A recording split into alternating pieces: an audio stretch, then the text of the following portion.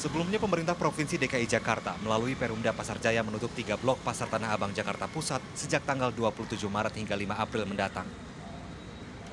Kebijakan ini dipilih sebagai langkah antisipasi pencegahan penularan virus corona yang tengah mewabah di ibu kota sebagai wilayah terinfeksi COVID-19 tertinggi di Indonesia.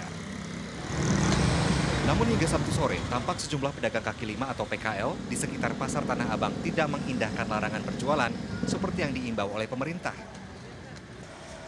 Padahal Pemprov DKI Jakarta sudah mengumumkan agar masyarakat menjauhi tempat ramai atau kerumunan.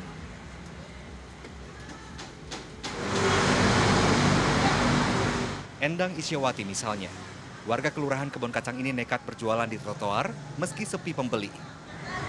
Sejak virus corona mewabah di ibu kota, pendapatannya turun drastis. Jualan satu baju ini berapa? Biasanya, pedagang yang telah berjualan 20 tahun di tepi jalan ini mengantongi penghasilan rata-rata Rp500.000 per hari. Namun kini hanya mampu mendapatkan Rp100 hingga Rp200.000 per hari dari hasil menjual pakaian. Nah, ini semenjak Pasar Tanah Abang ini beberapa blok ditutup oleh pemerintah, begitu ya?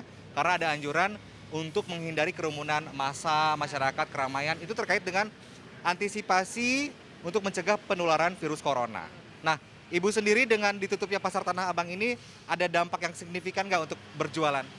Ya dampaknya sih gimana ya, kalau saya nggak jualan gimana? Nggak makan anak-anak sayanya, makanya saya jualan.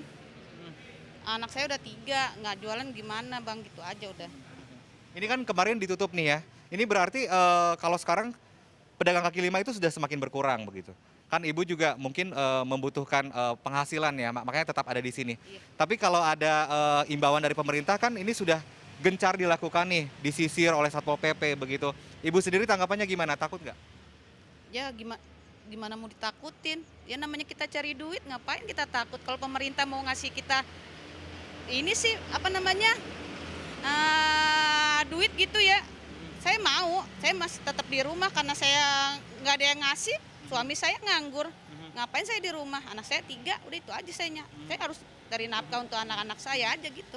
Kalau terkait penyebaran virus corona ini, ibu masih berjualan, kira-kira ada rasa takut, tertular atau bagaimana? Ya takut sih ada, tapi ya gimana sih bang? Gitu aja, pokoknya saya tetap berjualan gitu. Walaupun mau dikituin makan tip, mau digapain makan tip, saya tetap berjualan. Itu pun dengan ibu melindungi diri ya, dengan masker, alat pelindung diri seperti itu ya. Pakai hand sanitizer juga? Oh enggak, saya pakai begini aja. Pakai masker begitu? Iya, pakai masker. Terlepas sebagai antisipasi mengurangi penyebaran COVID-19 karena berpotensi mengundang kerumunan warga, sejatinya pedagang kaki lima yang berjualan di trotoar melanggar peraturan. Berdasarkan pasal 25 Perda Provinsi DKI Jakarta nomor 8 tahun 2007 tentang ketertiban umum, pedagang yang bersikeras berjualan di jalan termasuk trotoar bisa dikenakan sanksi berupa kurungan penjara selama 10 hingga 60 hari atau denda sebesar Rp100.000 hingga Rp20 juta. Victor Pangaribuan, Endra Rizaldi, Jakarta.